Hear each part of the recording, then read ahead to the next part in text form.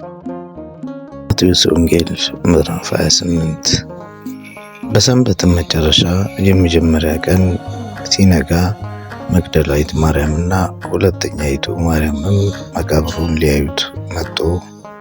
እነሆም የጌታ መልአክ ከሰማይ ስለወረደ ታላቅ የምድር መናወጥ ሆነ። ቀርቦም ድንጋዩን አንከባሎ በላዩ ተቀመጠ። መልኩም እንደ መብረቅ፣ ልብሱም እንደ በረዶ ነጭ ነበረ። ጠባቂዎቹም እርሱን ከመፍራት የተነሳ ተናወጡ፣ እንደ ሞቱም ሆኑ። መልአኩም መልሶ ሴቶቹን አላቸው፣ እናንተስ አትፍሩ፣ የተሰቀለውን ኢየሱስን እንድትሹ አውቃለሁና እንደተናገረ ተነስቷልና በዚህ የለም። የተኛበትን ስፍራ ኑና እዩ።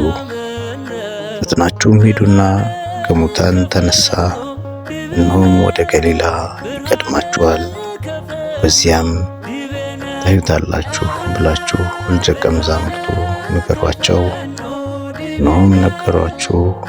በፍርሃትና በታላቅ ደስታም ፈጥነው ከመቃብር ሄዱ፣ ለደቀ መዛሙርቱም ሊያወሩ ሮጡ።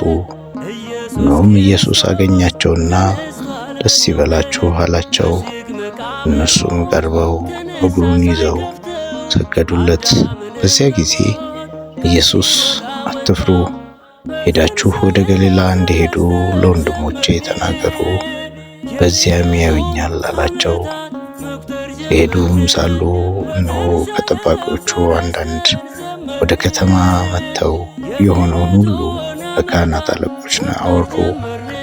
ከሽማግሌዎች ጋርም ተሰብስበው ተማከሩና ለጭፍሮች ብዙ ገንዘብ ሰጧቸው።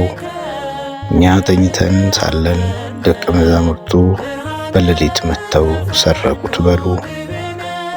ይህም በገዢው ዘንድ የተሰማ እንደሆነ እኛ እናስረዳዋለን፣ እናንተም ያለ ስጋት እንድትሆኑ እናደርጋለን አሏቸው። እነርሱም ገንዘቡን ተቀብለው እንዳስተማሯቸው አደረጉ። ይህም ነገር በአይሁድ ዘንድ እስከ ዛሬ ድረስ ይወራ ይኖራል። 11ዱ ደቀ መዛሙርት ግን ኢየሱስ ወዳዘዛቸው ተራራ ወደ ገሊላ ሄዱ። ባዩትም ጊዜ ሰገዱለት። የተጠራጠሩ ግን ነበሩ። ኢየሱስም ቀረበና እንዲህ ብሎ ተናገራቸው፣ ስልጣን ሁሉ በሰማይና በምድር ተሰጠኝ። እንግዲህ ሂዱና አሕዛብን ሁሉ በአብ በወልድና በመንፈስ ቅዱስ ስም እያጠመቃችኋቸው ያዘዝኳችሁንም ሁሉ እንዲጠብቁ እያስተማራችኋቸው ደቀ መዛሙርት አድርጓቸው። እነሆም እኔ እስከ ዓለም ፍጻሜ ድረስ ሁልጊዜ ከእናንተ ጋር ነኝ።